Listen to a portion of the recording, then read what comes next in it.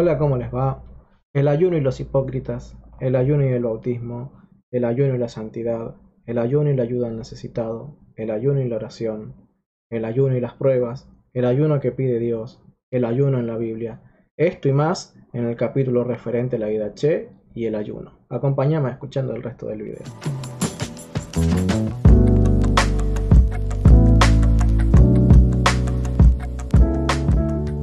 Sean bienvenidos al canal El Depósito de la Fe. Mi nombre es Leonardo Abdala y continuamos con esta serie de estudios sobre la IDH, en el caso particular de hoy, analizando algunas consideraciones que tenemos en el capítulo 8 y una partecita en el capítulo 7 acerca del ayuno. Vamos a analizar también lo que dice la tradición acerca de los diferentes usos y la característica que tiene o que tenía el ayuno en la iglesia primitiva, y que veamos para nuestra propia vida de qué manera esto nos puede aprovechar el día de hoy. Vamos a comenzar entonces con lo que dice la IDH en el capítulo 8 de la IDH, versículo 1. Dice acerca del ayuno y los hipócritas. Dice: vuestros ayunos no sean al tiempo que lo hacen los hipócritas, pues éstos ayunan el segundo y quinto día de la semana. Vosotros, empero, ayunad el día cuarto y el de la preparación. Esto es, sería el día sexto. Dice que los hipócritas ayunaban el día segundo y el día quinto de la semana. Esto sería lunes y jueves. Esos eran los días en los que ayunaba el pueblo judío. Y dice que la iglesia, para que nadie los confundiera y que ellos mismos no se confundieran, sino que tomaran distancia del ayuno de los judíos, establece el apóstol Bernabé en la IDH toda una nueva serie de fechas para celebrar el ayuno del cristiano. Y dice que debía ser en el día cuarto y el de la preparación, es decir, el día sexto, que sería el día miércoles y viernes. Es decir, mientras que los judíos oraban el día lunes y el día jueves, los cristianos oraban el día miércoles y el día viernes. Y esto en los habituales ayunos de los cristianos, que por cierto eran, al igual que en el pueblo judío, 2 veces a la semana. Ahora, es interesante ver cómo el apóstol Bernabé se dirige al pueblo judío, no porque quisiera insultar al pueblo judío, porque él no tenía ningún odio particular, ni racista, ni teológico, ni ninguna cosa por el estilo, pero sí en cuanto a la conducta no digna de Dios que llevaban muchos de los judíos. Jesucristo mismo, hablándole a sus discípulos en referencia a los judíos, les dice: no hagan como los hipócritas, que oran para ser vistos, que ofrendan para ser vistos, que donan, hacen donativos para ser vistos, que ayunan para ser vistos, y todo lo hacen para ser vistos, para que la gente vea cómo ellos son devotos de Dios. Y tanto el Señor Jesucristo mismo, ustedes lo pueden encontrar allí en el Sermón del Monte, en Mateo capítulo 5, 6 y 7, particularmente en el capítulo 6 habla mucho de ellos. Jesucristo mismo les llama los hipócritas. ¿Por qué? Porque hacían todo por apariencia. Y dice, bueno, ellos tienen el hábito de hacer toda esta serie de ceremonias que son simple apariencia exterior del ayuno, y lo hacen los días lunes y jueves. Y los apóstoles recomiendan a la iglesia no hacerlo en esos días para que la gente no piense que el ayuno que hacía la iglesia era igual de hipócrita que el ayuno de los judíos. Y ya vamos a ver por qué le llaman el ayuno de los hipócritas, porque no es que sea un ayuno que teológicamente fuera una hipocresía, sino que la conducta que estaba detrás del ayuno era la que Jesucristo y los apóstoles de él indicaban como hipócrita. Por ejemplo, Mateo 6:16 dice: cuando ayunéis, no os finjáis tristes como los hipócritas, que desfiguran su rostro para que los hombres noten que ayunan. En verdad os digo que ya recibieron su recompensa. curioso, ¿no? Lo que son las paradojas o las ironías que a veces se presentan, ¿no? Y cómo el Señor gusta de meter el dedo en la llaga para señalar el error. Porque esto que debía ser motivo de humillación, como ya vamos a ver un poquito más adelante, el ayuno era motivo de autohumillación. Esto que debía ser un motivo de humillación personal terminaba siendo un motivo de orgullo personal, ¿sí? Y el ayuno, que debía ser un signo exterior de una humillación interior, terminaba siendo una manifestación exterior del orgullo interior. ¿Por qué? Porque lo que debía ser para humillarnos se había convertido en algo que los enorgullecía. Todo lo contrario de lo que debía realizar. Ellos, en vez de humillarse por causa de su orgullo, lo que hacían era enorgullecerse y aparentar humildad. Y por eso el Señor Jesucristo y la iglesia cristiana del primer siglo le llama el ayuno de los hipócritas. El orgullo que ayuna, el ayuno de los orgullosos. Esas cosas no van. El ayuno debe ser acompañado de un acto de contrición y humildad. Y ese es el ayuno verdadero. Un ayuno que muestra orgullo, ese es un ayuno hipócrita. Y es la razón por la que el ayuno de un hipócrita podría ser el ayuno de cualquier persona al día de hoy. Porque esto, como dijimos, no es una acusación que queramos hacer en contra del pueblo judío. Ellos son tan pecadores como cualquier otro, pero no sabían darse cuenta de que lo que el ayuno realmente significaba era acusarse a sí mismo, humillarse a sí mismo. Como dijera San Ignacio de Antioquía, el justo es acusador de sí mismo. ¿Sí? Bien dice la Biblia en los Proverbios, ¿no? Que alábete la boca del extraño, la lengua del extraño, y no la tuya propia. En definitiva, el orgullo y el ayuno son incompatibles, dice entonces Jesucristo y dice el apóstol Bernabé. Eso es el ayuno de un hipócrita. Y ocurrió antes, y si nos descuidamos, podría llegar a ocurrirnos también hoy cuando hacemos algún ayuno. Debe ser hecho en humildad.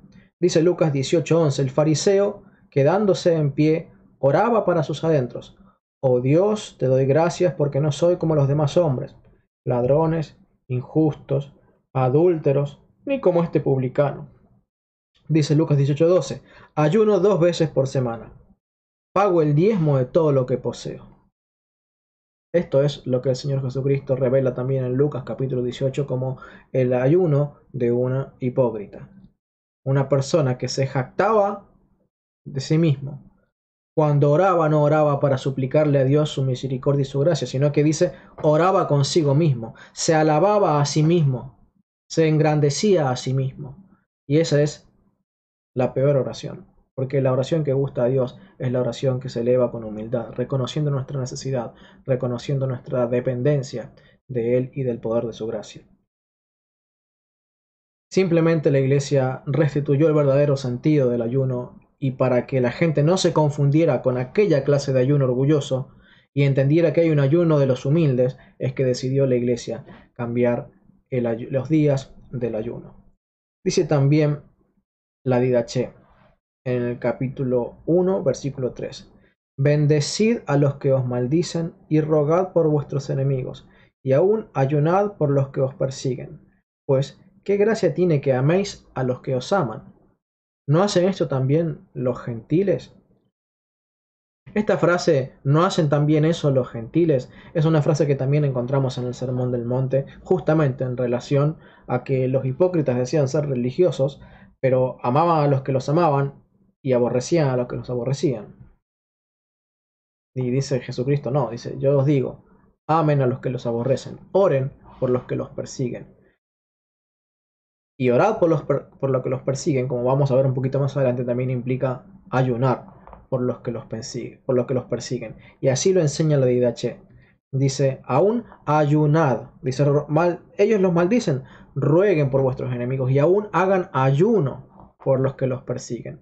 Y en estos tiempos, queridos hermanos, en donde los que somos católicos estamos siendo perseguidos por el mundo, por los grupos feministas, por los grupos LGTB, sí, los católicos estamos siendo perseguidos. Aunque aún, como dice el libro de Hebreos, no nos ha tocado llegar hasta el derramamiento de la sangre en nuestra lucha con el pecado.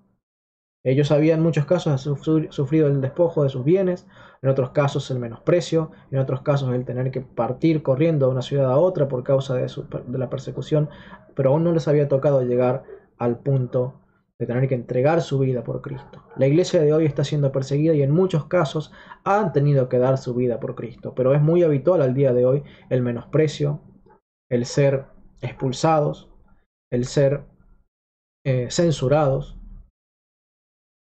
Sí, ciertamente. Ayunemos por los que nos persiguen. Ayunemos por los protestantes que nos persiguen, que nos insultan, que quieren destruir la fe, que no conocen en su ignorancia, tremenda ignorancia, no conocen que las doctrinas apostólicas son las que defienden la doctrina bimilenaria de la Iglesia Católica. Realmente qué triste, pero lo hacen por ignorancia, como el apóstol Pablo, y creyendo ser muy fervorosos y servidores de Dios, persiguen a la Iglesia, la menosprecian, la insultan, la quieren destruir, y no saben que lo que están haciendo es dándole gracias y glorias a los creyentes católicos, que soportan con pasión, con fervor, con paciencia, todo el sufrimiento que les implica llevar el nombre de católicos. Y no saben que los protestantes no saben que en vez de estar destruyendo a la iglesia, la están fortaleciendo, y lo que están destruyendo es sus propias almas. Ahora, ¿qué dice la Didache? Además de esto, porque ya hemos visto dos referencias, una en cuanto a las persecuciones, otra en cuanto a cambiar el día para que no se confunda con el ayuno de los hipócritas, y también habla acerca de el bautismo, el ayuno y el bautismo, y esta es la referencia que está en el capítulo 7. Dice la Didache en el capítulo 7: antes del bautismo debe procurarse que el que lo administra, el que vaya a ser bautizado, y otras personas, si puede ser, ayunen. Al recién iniciado, esto es al catecúmeno, al recién iniciado le harás ayunar 1 o 2 días antes. Es preciso que sus ayunos no sean parecidos a los de los hipócritas, puesto que ellos ayunan el segundo y quinto día de cada semana. En cambio, ustedes ayunarán el día cuarto, o sea, el miércoles, y la víspera del sábado, es decir, el viernes. Está muy claro. El ayuno era una característica previa, un requisito previo al bautismo. En general, la iglesia de hoy, cada vez que hay una ceremonia específica, la celebración de algún sacramento, piden en general, no sé si en todos los sacramentos, pero sí en varios de los sacramentos, tal vez los más importantes. Por favor, déjenme en los comentarios si tienen la certeza de que es en todos los sacramentos, pero sé que para el bautismo se pide el ayuno, y también para la celebración de la Eucaristía. ¿Sí? Hay un ayuno previo de algunas horas, y para algunos casos de más de unas pocas horas. También hay diversos ayunos para ciertas celebraciones específicas, como para las Cuaresmas, para la Pascua.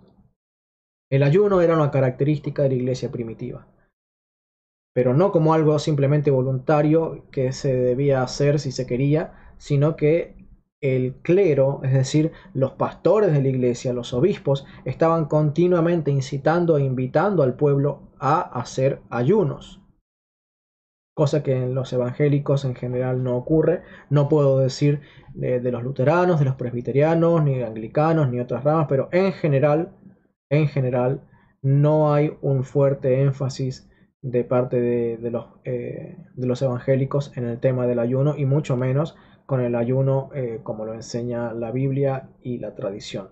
Sí sé que habrá algunos pastores, porque he escuchado que han hablado de este tema, pero su énfasis es muy diferente del énfasis que hace la Iglesia Católica y el énfasis que hace la Iglesia primitiva. Vamos a ver más de eso más adelante. Entonces, se utilizaba el ayuno como algo preliminar al bautismo, ya que el bautismo era un bautismo donde se manifestaba arrepentimiento.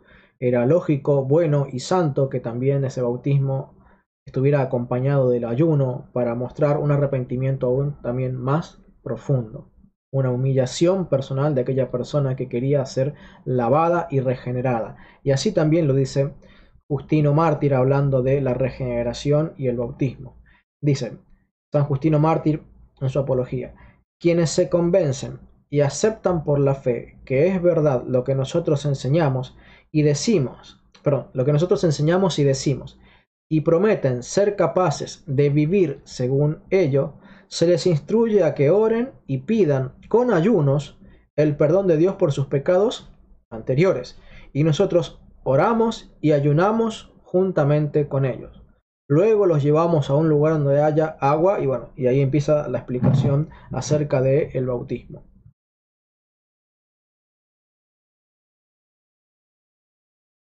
Podemos ver entonces que ya la Didaché en el siglo I nos habla acerca del bautismo acompañado del ayuno. Justino Mártir en el siglo II ya nos habla también de que se perseveraba en esa práctica de ayunar de forma previa y luego bautizar.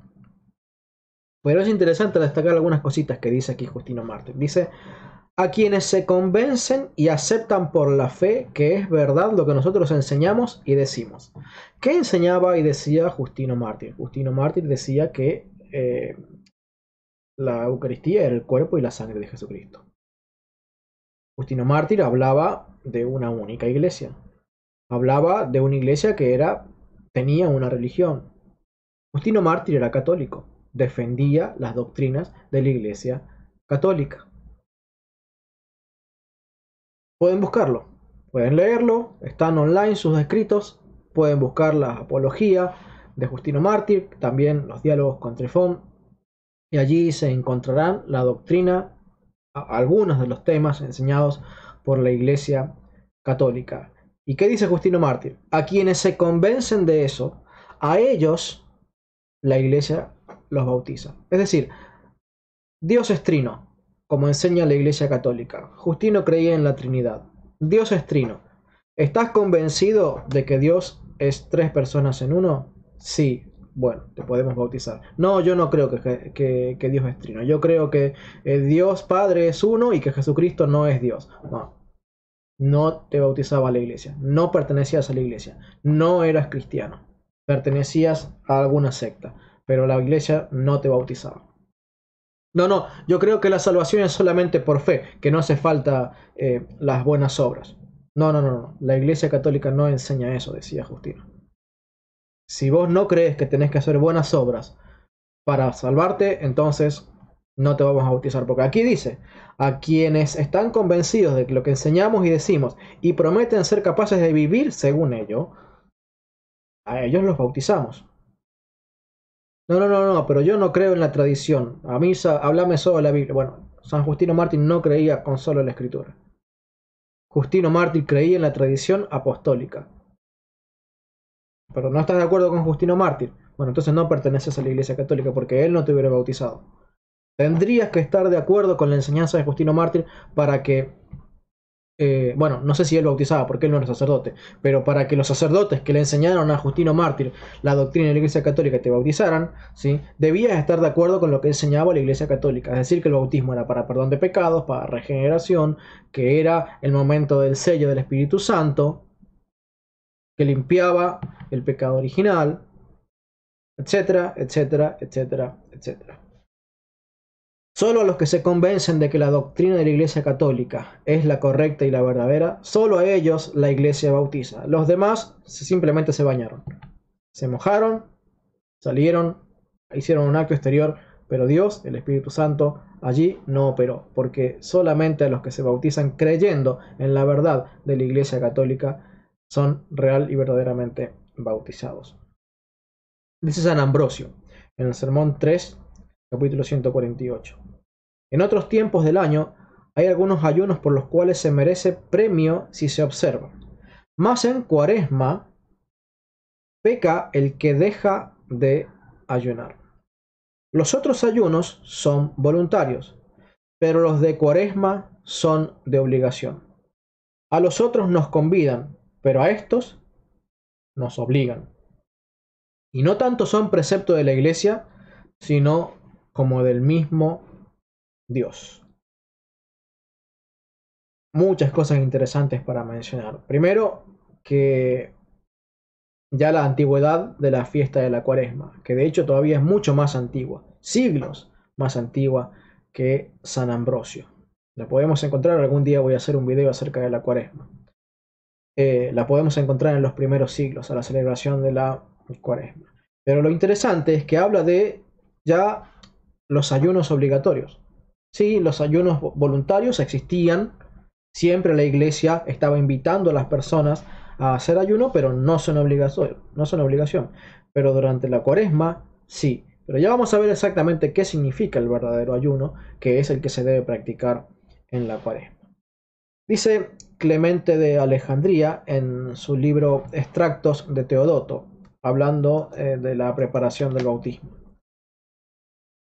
en el capítulo 84. Por eso tienen lugar los ayunos, las súplicas, las oraciones, la imposición de manos y las genuflexiones, porque el alma es salvada del mundo y de la boca de los leones. Por eso también tienen lugar enseguida las tentaciones. Y está hablando del bautismo, de la preparación del bautismo.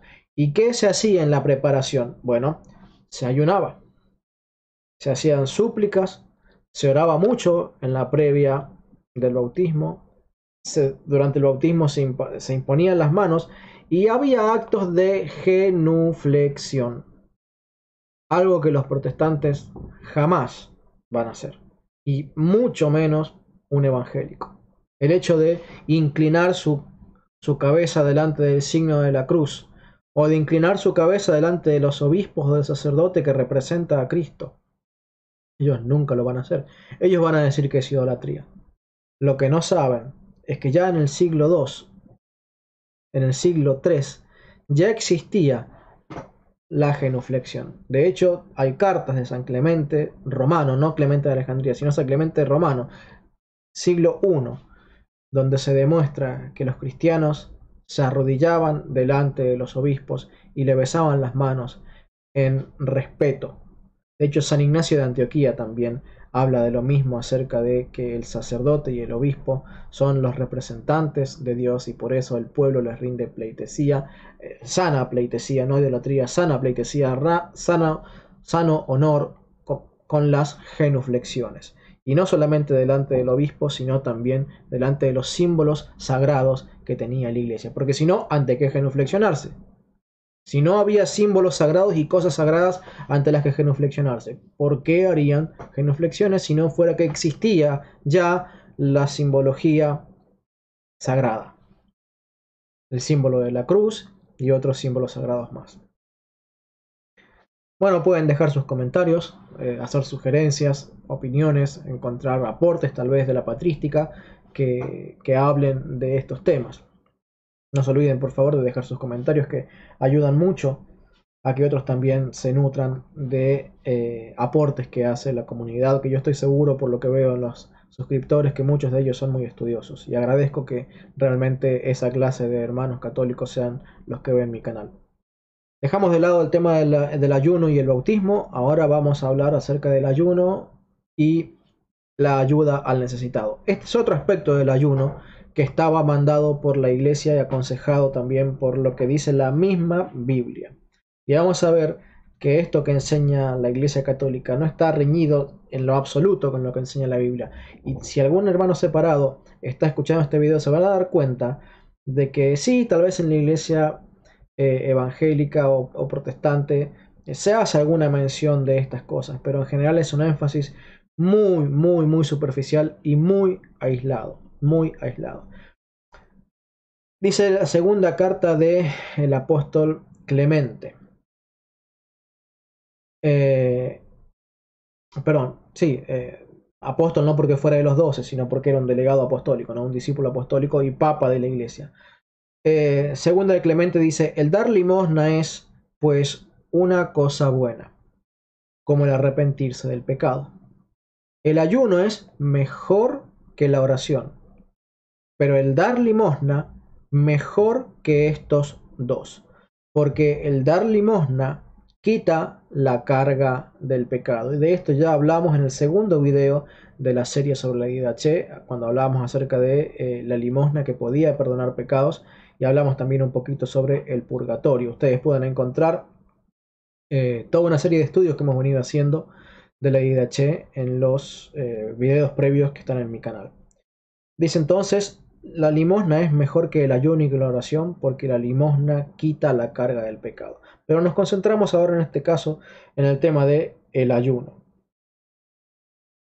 El ayuno, dice, debía estar acompañado no solo de la oración, como enseñan también los evangélicos, ayuno y oración, sino también de la limosna, porque la limosna era mejor que aquellas dos. Dice Hermas en El Pastor, en las comparaciones capítulo 5 o en la quinta comparación, versículos 1 al 4. Dice, por lo demás, lo harás de esta manera.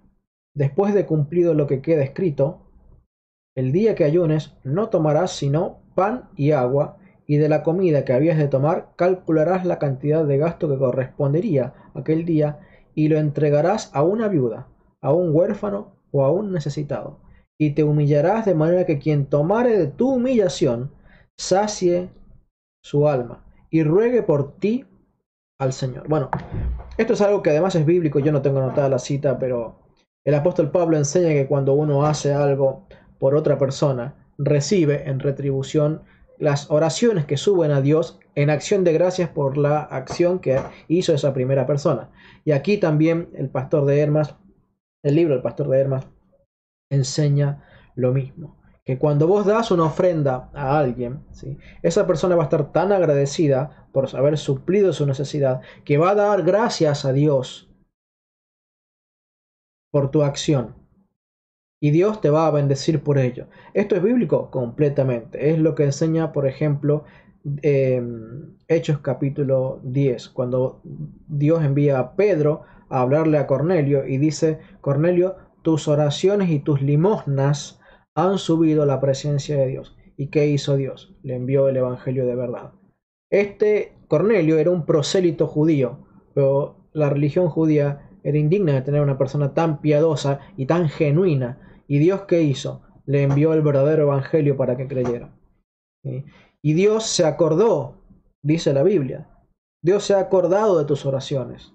Dios ha mirado tus limosnas y se ha complacido en ella. Y esa clase de ayunos, ¿sí?, el ayuno en donde vos decís, bueno, dejo de comer y me ahorro, no sé, a lo mejor un 5%, un 3% del gasto mensual de comida. Bueno, ese 3-5%, habría que sacar la cuenta, no lo he hecho, pero ese 3-5% dice, dáselo a un necesitado. Y aunque sea esa cifra, como es mucho para el que no tiene nada, dice Dios, recibirá acciones de gracias de parte del que fue bendecido por vos. Ese es el consejo del pastor de Hermas. Dice también la epístola del apóstol San Bernabé, en el capítulo 3, versículos 1 al 5, acerca de en qué consiste el ayuno. Díceles pues otra vez acerca de estas cosas. ¿Para qué me ayunáis, de modo que hoy solo se oyen los gritos de vuestra voz? No es este el ayuno que yo me escogí, dice el Señor. No al hombre que humilla su alma, no al hombre que humilla su alma, ni aun cuando dobléis como un aro vuestro cuello, es decir, genuflexiones. Por cierto, las genuflexiones están en la Biblia. Ni aun cuando dobléis como un aro vuestro cuello y vistáis de saco y os acostéis sobre ceniza. ¿Sí? Fíjense que esas costumbres eran costumbres judías donde se demostraba externamente una actitud interior. ¿Qué es lo que hacía? Dice que hacían reverencias con el cuello, se ponían un vestido negro y se ponían, en muchos casos, boca abajo besando el piso en señal de luto. Y esa era una práctica de piedad que cuando estaba acompañada de verdadera piedad era agradable a Dios, pero cuando era simplemente un rito externo era desagradable a Dios. Ahora, muchos protestantes y evangélicos critican a la Iglesia Católica porque tiene genuflexiones. Porque hace genuflexiones, porque dobla como un aro su cuello, sí, pero muchos tal vez no lo hagan con un corazón humillado, pero los que sí lo hacen, lo están haciendo con el corazón correcto y además con un acto que es bíblico. Y no solamente eso, sino que al vestirse de negro, por eso los sacerdotes se visten de negro, porque se representa el pelo de cabra que usaba Juan el Bautista, porque representa el cilicio ¿sí? La vestimenta de luto, de humillación por causa del pecado personal, porque por esa causa es el color negro de la vestimenta de un sacerdote. Dice, eso es bíblico, porque ya lo hacían los judíos y era un acto de piedad. Pero además esto de recostarse en el piso en un acto de humillación, como hay fotos del Papa, hay fotos de un montón de obispos, incluso hasta en la ordenación de los sacerdotes y de las monjas, los obligan a ponerse en el piso con forma de cruz, besando el piso, porque eso es un acto de piedad, que cuando está acompañado del correcto corazón, es un acto agradable a Dios, porque ese es el verdadero ayuno de los justos, de los humildes. Pero cuando eso es simplemente un acto exterior, que no está acompañado de la verdadera humildad y piedad interior, entonces ese es el ayuno de los hipócritas. Aquí dice, no quiero el ayuno donde se genuflexionan, donde se visten de cilicio y donde se acuestan sobre saco, si eso no está acompañado de verdadera humildad. Eso no me sirve. Dice, este es el verdadero ayuno. A nosotros, empero, nos dice, he aquí el ayuno que me elegí, dice el Señor. No al hombre que humilla su alma, sino desata toda atadura de iniquidad. Rompe las cuerdas de los contratos violentos. Despacha a los oprimidos en libertad y rasga toda escritura inicua. Rompe tu pan con los hambrientos, y si vieres a un desnudo, vístelo. Recoge en tu casa a los sin techo. Si vieres a un humilde, no le desprecies, ni te apartes de los de tu propia sangre. Entonces tu luz romperá matinal, y tus vestidos resplandecerán rápidamente, y la justicia caminará delante de ti, y la gloria de Dios te cubrirá. Entonces gritarás a Dios, y te escuchará. Cuando aún estés hablando, dirá, heme aquí presente, a condición que quites de ti la atadura y la mano levantada y la palabra de murmuración, y desde tu corazón tu pan al hambriento, y hayas lástima del alma humillada. Es tremendo este pasaje. Es tremendo. A la vez de precioso, también es difícil de acomodar la vida de uno a ese nivel de santidad. Pero así era la santidad de la iglesia primitiva. Esa era la enseñanza apostólica. ¿Y qué es lo que está diciendo? ¿Que es malo la expresión exterior de la humillación interior? No, porque de hecho todos los sacramentos son expresiones exteriores de un acto que ocurre interiormente. Por eso enseña la Iglesia Católica que los sacramentos producen lo que significan. Sin embargo, un sentido más profundo, más real de la abstinencia que implica el ayuno es abstenerse de algo que sea contrario a lo que enseña Dios. Dice, este es el ayuno que yo quiero, esto es lo que yo elijo para el ayuno que les pido. ¿Qué cosa? Que no hagan injusticia, que hagan compasión hacia los demás, que den limosna, que si tienen un contrato que es injusto e impío, lo rompan y hagan uno correcto, que vivan con justicia, que no roben, que no sean deshonestos en sus trabajos, que compartan de sus bienes con los demás. Entonces dice, realmente la gloria de Dios te cubrirá, su justicia caminará delante de ti, Él te escuchará. Eso es el verdadero ayuno, que se priva de algo, no solo por el hecho de privarse a uno mismo, sino que toma de eso que uno se priva para dárselo a otro, porque eso es hacer algo por amor. Y quien hace eso realmente está demostrando que conoce cómo es el corazón del Señor. Pueden también dejar sus comentarios. No se olviden por favor de darle like al video, de suscribirse, de compartir el video con sus amigos, parientes, cercanos, porque eso realmente ayuda mucho al proceso de evangelización y de instrucción de los muchos católicos que hay que no conocen cuál es la doctrina y la enseñanza de la Iglesia Apostólica. El ayuno y la oración. Escribe Policarpo, el obispo de Esmirna, Policarpo en su carta a los Filipenses, capítulo 7, versículo 2, allí por el año 135 después de Cristo. Volvamos a la palabra que nos ha sido entregada desde el principio, siendo sobrios en la oración y constantes en los ayunos, rogando al Dios omnisciente con súplicas que no nos deje caer en la tentación, Según dijo el Señor, el espíritu de la verdad está dispuesto, pero la carne es débil. Dice el pastor de Hermas: toda pregunta requiere humildad. Ayuna pues y recibirás del Señor lo que has pedido. Dice Tertuliano, alrededor del año 197. Tertuliano es un sacerdote católico. Además, ha de contentarse con la comida y la bebida más simple, no por causa de su estómago, sino de su espíritu. El ayuno sirve de alimento a la oración, pasando los días y las noches ante el Señor con gemidos, lágrimas y sollozos. San Cipriano, también allí por el siglo III, mediados del siglo III, escribe en la carta 7 a los presbíteros y diáconos, dice: exhorto a vuestra religiosa solicitud a apaciguar a Dios y suplicarle, lamentándonos no solo de palabra, sino también con ayunos, con lágrimas y con toda clase de ruegos insistentes, porque hemos de comprender y admitir que una tribulación tan devastadora como la de esta persecución, que ha arrasado nuestro rebaño en su mayor parte y sigue todavía asolándolo, ha sido consecuencia de nuestros pecados. Bien, Cipriano, bien, él nos enseña que no debemos andar buscando culpables en otros lados, sino que si se ha levantado una persecución es por causa de los pecados de la Iglesia, para purificarla, para santificarla. Porque Dios, a quien ama y a quien recibe, lo azota como un buen padre. Ahora, no flagela, Dios no flagela, Dios disciplina, ¿sí? Y nos causa algo de dolor para que reaccionemos. Y así lo enseña San Cipriano, como lo enseña en general toda la Iglesia. Dice: por favor, con ayunos, con oraciones, con súplicas, con lágrimas, apacigüen a Dios, como lo hizo Daniel.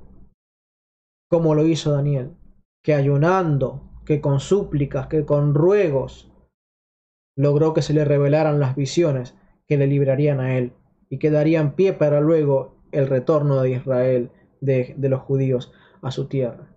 Con ayunos, como Esther, como Judith, que ayunaron y libraron a su pueblo por su piedad.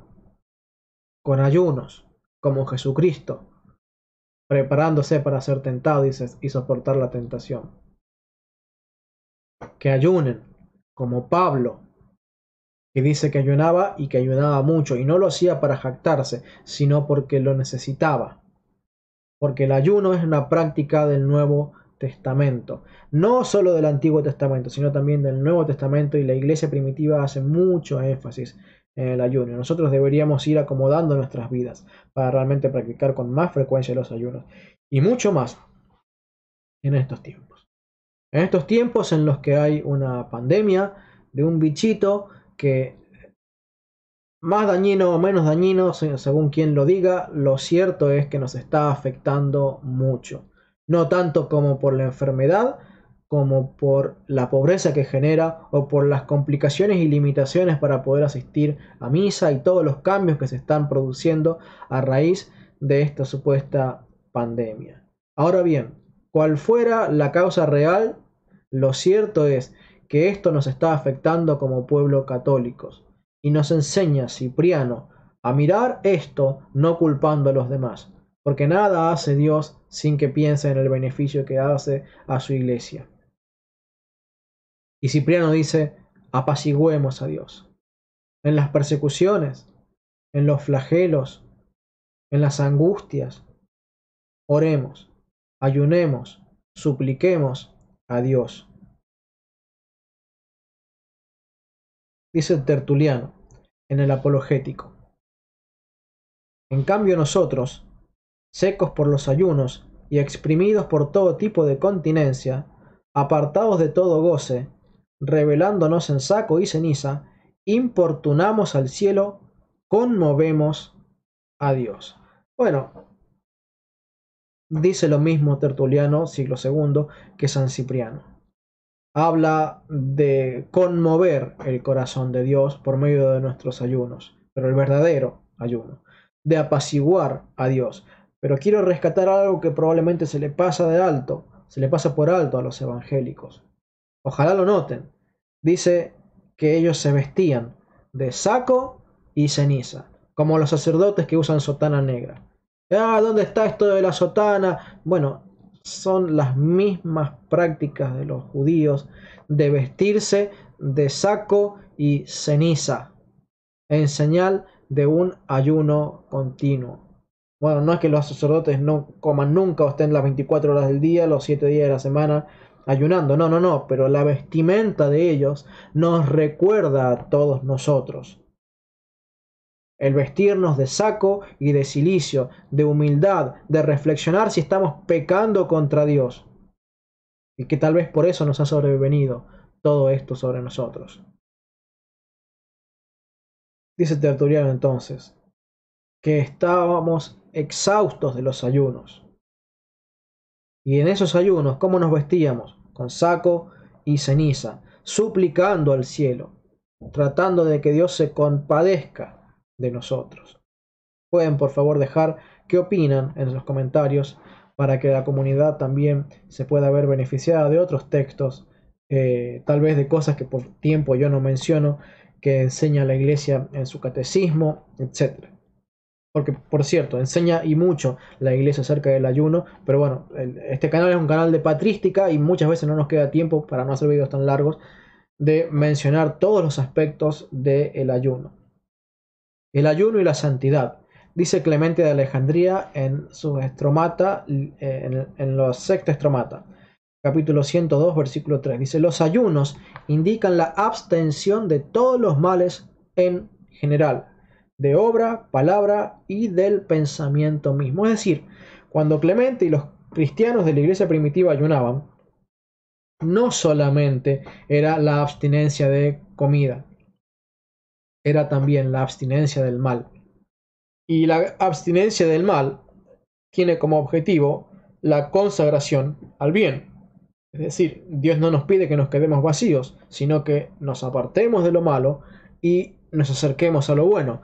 Pero en particular, uno dice, bueno, eso deberíamos hacerlo las 24 horas del día. Sí, también, pero hay periodos específicos donde uno tal vez se consagra de una manera más intensa a ello, porque así lo enseñaba la iglesia. 2 veces a la semana ellos debían participar de este ayuno, que no solamente era abstinencia de comida, no solamente era humillar su alma, no solamente en muchos casos era vestirse exteriormente de ayuno, porque en muchas ocasiones no lo hacían por causa del mandamiento de Cristo de lavar su cara y no mostrarle a nadie que ayudaban. ¿Sí? Lo que no significa que esté mal cuando alguien se viste de esa manera para sí. ¿Sí? Lo que pasa es que las personas, los hipócritas, salían a la plaza vestidos de esa manera, hacían tocar los trompetas delante de ellos para que todos vieran cómo estaban maquillados, porque hoy mira cómo ayunan, mira cómo ofrenda, y era todo un acto hipócrita que a Dios no le gustaba. Entonces, el verdadero ayuno, ¿sí?, implica reflejar interiormente lo que se está haciendo exteriormente. Como en todos los sacramentos, que lo que se ve visiblemente es lo que se está produciendo interiormente. Y eso es genuino, eso es sincero, eso es auténtico, eso es lo que agrada a Dios. Lo mismo sucede en el ayuno. Lo que se hace exteriormente, saco y ceniza, humillarse a sí mismo, abstinencia de comida, eso tiene que mostrarse con un acto interno.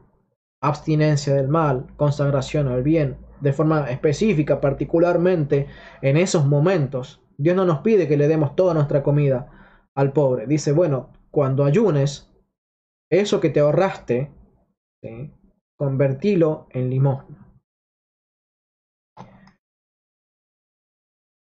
Dice San Gregorio Nacianceno en el discurso 14, hermoso es mortificar el cuerpo. De ello te persuada Pablo, que sin cesar lucha y se sujeta con violencia e inspira santo temor, con el ejemplo de Israel, a cuantos confían en sí mismos y condescienden con su cuerpo.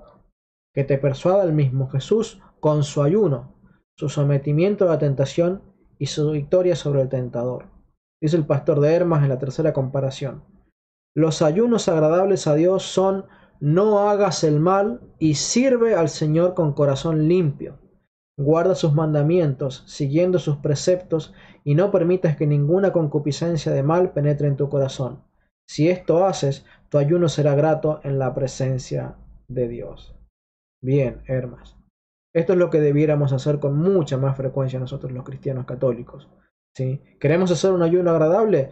Dejar de hacernos el mal y consagrar nuestro tiempo y nuestros recursos para hacer algo para Dios. Eso es un ayuno agradable a Dios. Vuelve a decir Hermas en la cuarta comparación. Este ayuno es sobremanera bueno, a condición de que se guarden los mandamientos del Señor. Así pues, el ayuno que vas a practicar lo observarás de este modo. Ante todas las cosas, guárdate de toda palabra mala y de todo deseo malo, y limpia tu corazón de todas las vanidades de este siglo. Si esto guardares, este ayuno tuyo será perfecto. Pueden dejarme sus comentarios a ver qué opinan de este tema de el ayuno y la santificación para que ese ayuno sea verdaderamente grato a Dios. El ayuno en medio de las pruebas. Dice Clemente de Alejandría en su cuarto Estromata, capítulo 119, verso 1, dice: también Esther, perfecta en fe, libró a Israel del poder del tirano y de la crueldad del sátrapa. Fue la única mujer que, extenuada por los ayunos, se levantó contra innumerables manos armadas, deshaciendo mediante su fe el decreto tiránico. Dice Orígenes en sus homilías sobre el Éxodo: para esto Cristo ha triunfado y ha vencido, para abrirte el camino de la victoria. Por eso venció ayunando, para que tú sepas que esta clase de demonios se vence con ayunos y oraciones. En el martirio de San Ignacio de Antioquía, dice: él supo oponerse a las furiosas olas de la persecución. O sea, estaba hablando, el relato del martirio de San Ignacio está hablando de San Ignacio de Antioquía y diciendo que San Ignacio de Antioquía supo oponerse a las furiosas olas de la persecución, así con la oración y el ayuno, como con la fuerza de su palabra y la pureza de su doctrina, y se había valido felizmente de todos estos medios, o para sostener el vacilante valor, o para asegurar la constante fe de aquellos de que él se temía.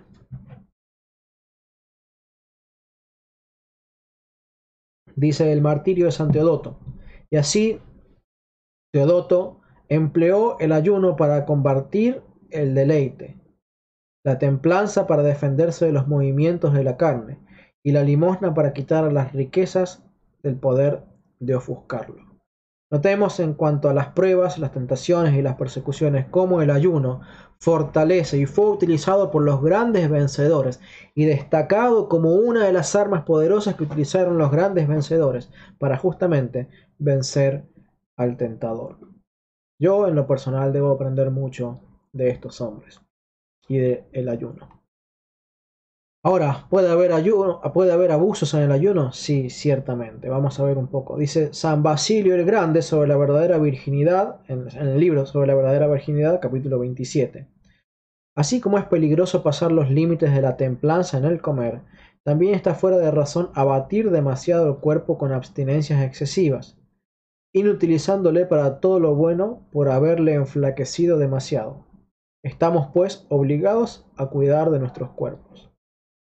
Apolonio de Asia, en su carta contra los catafriges, es decir, contra los montanistas, dice: sus obras y su enseñanza muestran quién es este nuevo maestro montano. Este es el que enseñó las rupturas de matrimonios, el que impuso leyes de ayunos, el que dio el nombre de Jerusalén a Pepusa y Timio, ciudades estas insignificantes de Frigia, que quería reunir allí a gente de todas partes, el que estableció recaudadores de dinero, el que inventaba la aceptación de donativos bajo el nombre de ofrendas.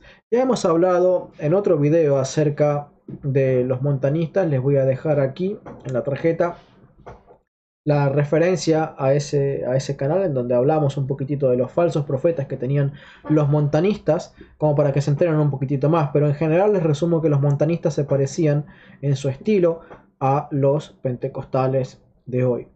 ¿Y por qué se parecían? Bueno, porque tenían esta clase de pseudo profetas que entraban en éxtasis, entraban a balbucear, al igual que lo declara los libros de los reyes y de los profetas, no como los profetas de Baal entraban en éxtasis, empezaban a decir cosas sin sentido, a gritar, a bailotear en círculos, a danzar en un éxtasis totalmente descontrolado. Bueno, eso, así como existió para ofuscar a los verdaderos profetas de Dios, también existió en la iglesia primitiva y sigue existiendo hoy por medio de los pentecostales, que con su baile extático, fuera completamente de sí, sin dominio propio, hablando en un idioma extático, balbuceando cosas que no se le entiende, que le llaman el poder de Dios, como lo hacía Montano en el siglo segundo.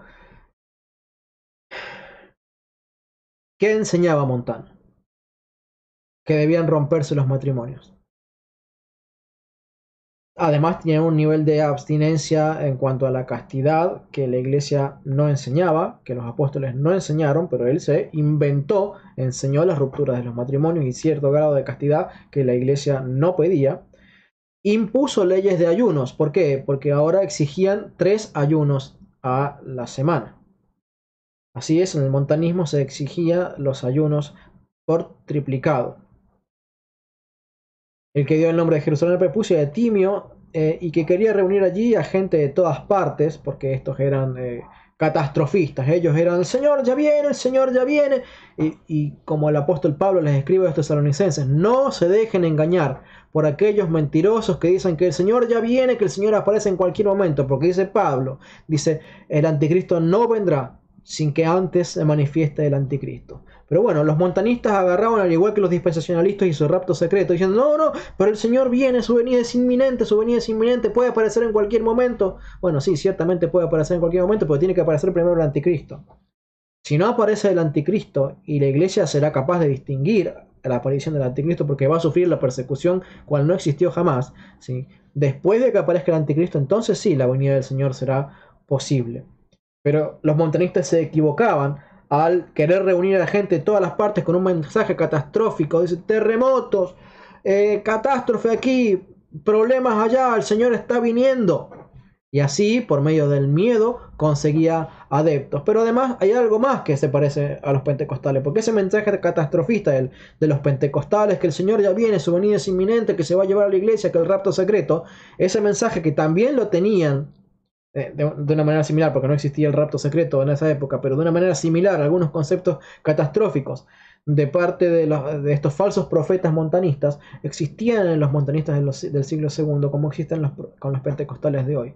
Y también existe lo mismo con la recaudación de dinero. Ellos tenían, los montanistas, un sistema muy eficiente de robo a las ovejas. Cómo desplumar una gallina en 5 pasos fáciles y que el pastor se quede con todas las plumas.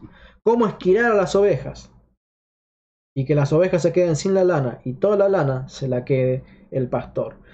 Bueno, este Montano era un hombre que vivía para las riquezas, ¿sí? Y sus falsos profetas también. Y dice que estableció un sistema de recaudadores. Y se presentaba, y deme dinero, y aquí su diezmo, y deme la ofrenda, y aquí y allá, y constantemente. Toda su enseñanza se basaba en pedir plata. Y yo he escuchado mensajes y predicaciones en internet donde los pentecostales, ojo que hay muchos pentecostales que no lo hacen, pero la mayoría son comerciantes que venden palomas en el templo. Son la cueva de ladrones, que no solamente quieren engañar con su doctrina, sino que también quedarse con la plata de los ingenuos. Así pasó en el siglo segundo. Y nada nuevo hay debajo del sol. Un sistema de recaudación muy similar al que tienen las congregaciones protestantes del G12, del Reino Universal, la mayoría de las iglesias pentecostales. Nada hay nuevo debajo del sol. Todas estas cosas ya las padeció la iglesia y los obispos tuvieron que luchar contra esas herejías. Por favor, si estás escuchándome, entiende que la iglesia al día de hoy sigue luchando contra esas herejías, no para hacerse amiga de esas herejías, sino para expulsarlas lo más lejos posible de la verdad, para que la verdad y la herejía no se mezclen. El ayuno y la Biblia. La Iglesia nos enseña que hay tres expresiones tradicionales de penitencia. Una es el ayuno, otra es la oración y otra es la limosna. Ya hemos leído esto hace unos minutos atrás, en este mismo video. Dice 1 Corintios 9:27, sino que castigo mi cuerpo y lo someto a servidumbre, no sea que después de haber predicado a otros, quede yo descalificado. Castigo mi cuerpo y lo someto a servidumbre. No, esto no tiene que ver nada con el tema de golpearse la espalda y esas prácticas que tal vez fueron abusivas de parte de algunos. Esto tiene que ver con la enseñanza del ayuno. Así lo enseñaba la iglesia primitiva. Que el apóstol Pablo ayunaba, ¿sí?, y debilitaba a su cuerpo en todos los sentidos posibles para que entonces él dependiera más de Dios. No es casualidad que mientras más viejitos nos vamos poniendo, más dependemos de la ayuda de otros y más necesitamos de la oración, porque nos vemos imposibilitados de hacer muchas cosas que en nuestra juventud tal vez trataríamos de hacerlos por nosotros mismos, nosotros solitos, sin acompañarlo de oración. Dice Joel 2:12, volved a mí de todo corazón, con ayuno, con llanto, con lamentos, pero no externos, el verdadero, el de corazón. Por eso el mismo Joel, en el capítulo 2, del versículo 12 al 18, dice, desgarrad vuestros corazones, no vuestros vestidos, nos dice el profeta. Isaías 58, 6 al 7 dice, ¿no es más bien el ayuno que yo escogí desatar las ligaduras de impiedad, soltar las cargas de opresión y dejar ir libres a los quebrantados, y que rompáis todo yugo? ¿No es que partas tu pan con el hambriento y a los pobres errantes albergues en casa, que cuando veas al desnudo lo cubras y no te escondas de tu hermano? Bueno, esta cita ya la habíamos encontrado mencionándola, creo que el apóstol Bernabé en su carta, en su epístola, enseñando esto que dice el Antiguo Testamento. El profeta Isaías enseña esto mismo, de que el ayuno era una figura de que tenía una humillación exterior, pero que debía estar acompañado de una humillación interior, donde uno renunciaba a uno mismo y de aquello que renunciaba se lo debía dar a otros. Marcos 9:29 dice, y les dijo Jesús, este género con nada puede salir sino con oración y ayuno. No se olviden por favor de suscribirse. Hasta aquí vamos a llegar hoy con el tema del ayuno. Les voy a dejar un link aquí en la descripción del video, de manera tal que ustedes puedan encontrar un estudio todavía un poquitito más completo, o no sé si más completo, pero con otros aspectos que yo no estoy tocando acerca del ayuno, porque no me da el tiempo, con la esperanza y la expectativa de que realmente como pueblo de Dios adquiramos la santa y piadosa práctica del ayuno, el verdadero ayuno, no solamente la abstinencia exterior de algún alimento, sino convertir eso en piedad interior y exterior, en ofrendas, en limosna, en generosidad, en justicia, en humildad, en humillación, en súplicas, en reconocer que muchas veces los males que nos vienen son por causa de nuestros pecados. Suplicar y suplicar y suplicar a Dios. Y el ayuno, bien practicado y por muchos, sin duda alguna, conmoverá el corazón de Dios. Nos vemos en una próxima entrega de estos estudios de la IDH y que Dios te bendiga mucho. Viva Cristo Rey. Amén.